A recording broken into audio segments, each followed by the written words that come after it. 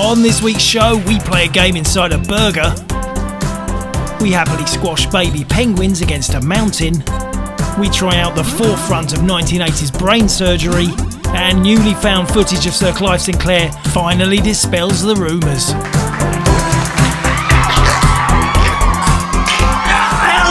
Hello, yes, it is me. It is Jace at Retrogames. Hello, how are you? Happy Friday. It is December. Oh my goodness, December has come around already. Wow, it didn't take long, did it? It didn't take long, and I'm looking more like Father Christmas every day. But I can't help it. I can't help it, can I? How are you? How's your gaming this week? Have you not done anything with your collection for ages and you feel a bit guilty of like, I haven't even bought anything, I haven't even gone to CEX and bought a game? Don't do that, just don't do it. Don't do it, you've got enough Xbox 360 already. Okay, let's move on. What's this show about again? Well, it's quite simple really. Every week we get loads of new games, so Jace holds them up to the camera and tells you how much they're worth. What else do you want? Oh, this is something super. This is a Final Fantasy VIII box set. Yes, the PlayStation 1 had a very limited box set version of Final Fantasy. And I can't remember us having this in, certainly not in the last 10 years. So hard to find. Originally it came with a t-shirt. The t-shirt is missing for this one, but let me just show you the box. It's a big card, beautiful condition, the box, and that is close to 10, and that is just where the seal sticker would have been, that little mark there. It's just a bit of glue residue, and let's just, there's the back there. It's beautiful to have it in this big box, isn't it? Such a seminal game as well, and people love the Final Fantasy series, don't they? I mean, it's a core game in the history of video gaming, isn't it, really? What's inside? Well, there we have a poster. Do you want me to unfold the poster? All right then, let's fold open the poster. Yeah, it's a double-sided poster. So there we've got one side, and there we've got the other side. There we've got the game, and it is a different version of the game because it does say not to be sold separately. So it is different to the standard version. You can't just stick your standard version in the box and that will do. Now this is the holder for the memory card. It originally also included a standard white PlayStation memory card, but that has been used in this instance, but the packaging is still there. And also this sticker sheet, an actual Final Fantasy VIII sticker sheet is included. If you look at the box underneath, that is where the t-shirt would have been, but it's not there anymore. But yeah, it's still, even though it is incomplete, it is still a very lovely set. And so many Final Fantasy collectors out there would be keen to get this in their collection and then hunt down the elusive t-shirts. I mean, what's better? A worn, dirty t-shirt or no t-shirt at all? I'd go for no t-shirt at all. Oh, thanks for sending that Retrogames t-shirt to me, Jace. I gave it to my daughter for her rabbits. Atari! Atari in the house! Yes, Atari in the house. This is called Ram It. It's a very base, simple title for a game. Ram It! What do I do next? Ram It! I'll ram something in you in a minute. Ram It by Telesis, a very rare game for the Atari VCS. Let's check it out. Ram It! I'm not really sure why this game is called Ram It, because you don't really ram anything. You move this little ship up and down in the middle of the screen trying to shoot the blocks, which generally extend to try and touch you, but it's very easy. It's a bit slow. You see that purple one there jutted out very quickly. What about this sound? It's kind of, I'm not sure if it's incredibly annoying or the basis for a fantastic new rave track. What do you reckon? And there it is, beautiful condition. We've got a picture of the game on the back. Lovely top flap on Ram It. And let's just get the game out to show you. Black and white cartridge label. Cheapskates, no end label on this game. As originally sold, Telesis released, all their games are really rare. But it does have a glossy colour manual. Very nice, rare game for the Atari VCS.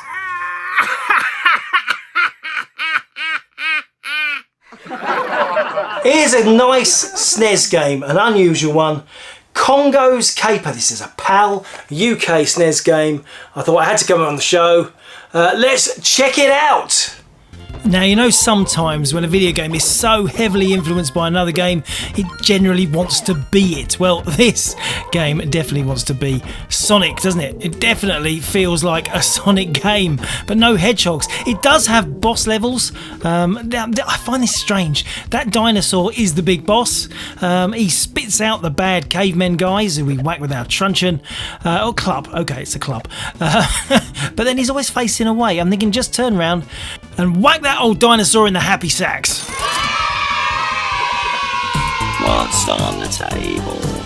Now something for the Mattel Intellivision. Yes, it's been a while since we've had any television on the show, and this is just a game that I find so quirky and interesting. I wanted to have another go of it. This is Microsurgeon by Imagic. Let's check it out. Unlike those modern VR surgery games, this game is a little bit more abstract. We control a miniaturised ship and we are shooting inside a human brain. Look, there is the man's eyeball. As we shoot these grey parts, we reconnect the synapses, and that grey fuzzy bit in the middle is the tumour. We're going to try and take that out. We've got to clear the path, make it orange. I'm pretty positive this is exactly how real brain surgery works. Now, you'd be forgiven for thinking this is a bit like that film Inner Space with Martin Short. Yes, it is, but this game actually came out 5 years earlier, so more likely to be the inspiration for the film. And typical of Imagic games, it has got that shiny box. Beautiful. There we go. Beautiful screenshots on the back. And that pull-out bottom, which I always found odd, is the bottom pulls out like a sleeve. Never feels properly closed or sealed.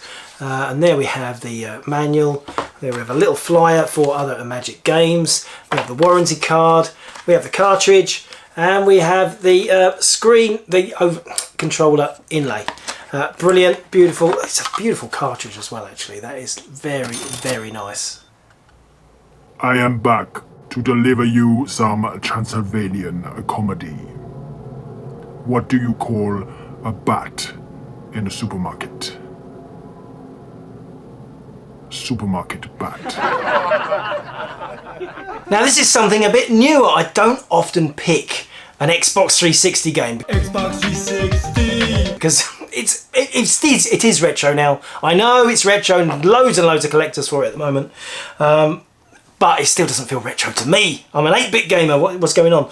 But Xbox 360, sealed version of The Witcher. And this is the enhanced edition.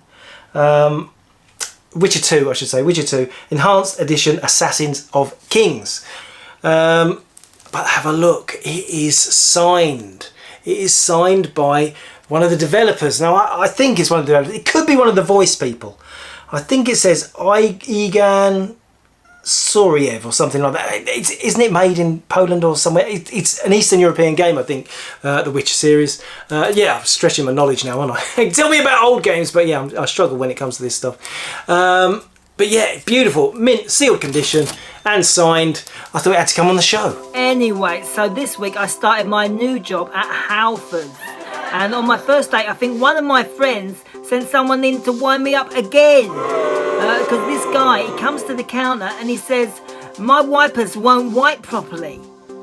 I says, "You want me to wipe it for you?"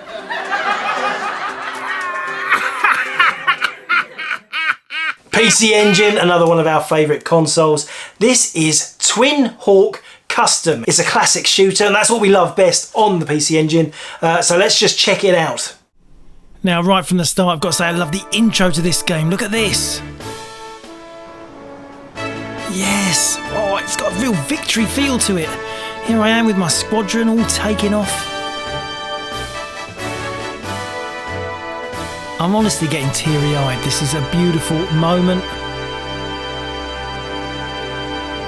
Enough of that, let's get to the rhythm, let's get to the 80s feel, these classic themes. Because this is a CD game, it's got a proper soundtrack and great explosion effects too. I do love the fact that you fly with your squadron and you can see you have some influence over their movement, but they can get taken out, they do get blown up. Yeah, but it's kind of like the ultimate secret weapon. You're filling the screen with firepower and you've got a little bit of guidance. You can try and get them to avoid enemy fire.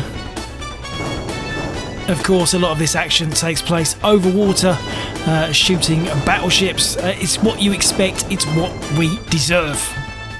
Oh. And there it is, it's got the spine card. We do love the spine card. Open it up, there's the disc, and there is the game. Beautiful condition, a classic shooter. I mean, it's like a lot of other shooters, isn't it? You get a little bit of Raiden, there's a little bit of 1942, there's a little, so many. I mean, Twin Hawk, you know, it came out on the Mega Drive, it is an old classic. But yeah, a great shooter, and that's what we love on the PC Engine, isn't it? Don't have to do this, you know. I've got another job. I just don't do that job, I do this job. I've got another job. Don't have to do this, you know. Don't look at me. Now for a rare Commodore 64 game. This game is called Zyto, and it's by Rabbit Software. And if you're like me, you think Rabbit Software, that's a load of poopy plops. That's not really the games I want to play. But Zyto is a bit different to that. Check it out. So it looks like a pretty regular moon buggy game. But then you detach your rocket ship from the top of the buggy. With a limited amount of fuel, you use this ship to pick things up and clear the way forward for the buggy. You can see that the rocket fuel is descending in the gauge at the bottom. There are hostile ships too, and you can shoot them. It's not only girders that you pick up to fix the road ahead, you also pick up ammunition and you pick up fuel.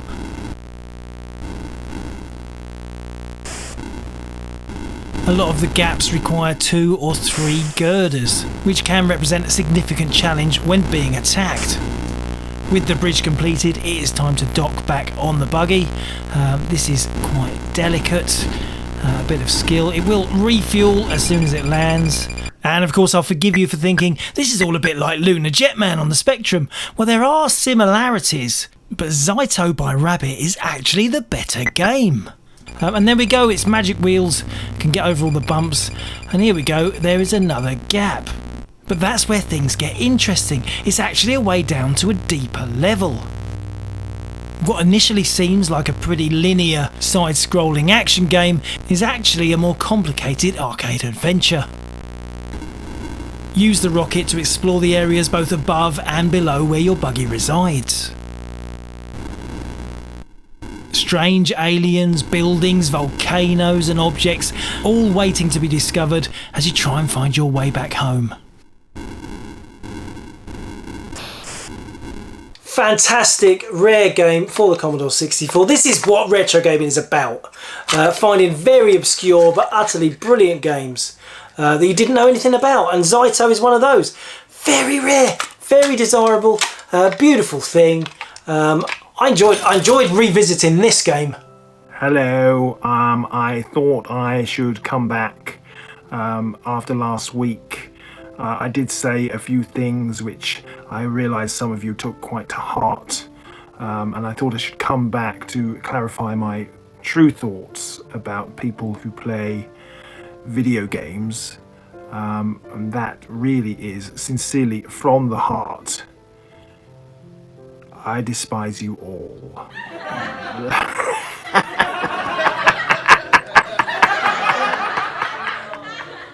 My friends ask me why I get involved with all this retro rubbish.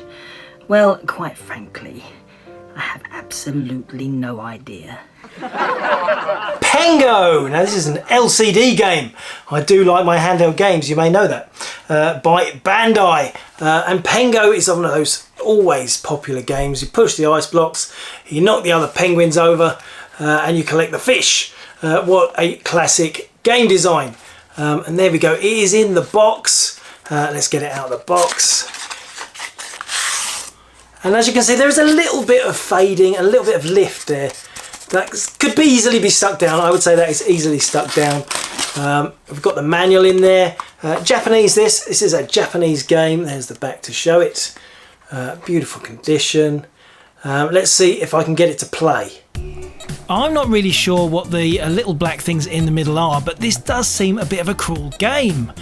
Use the ice blocks, you're the mummy penguin, kick the ice blocks across the ice and try and squash those creatures against the rocks at the side.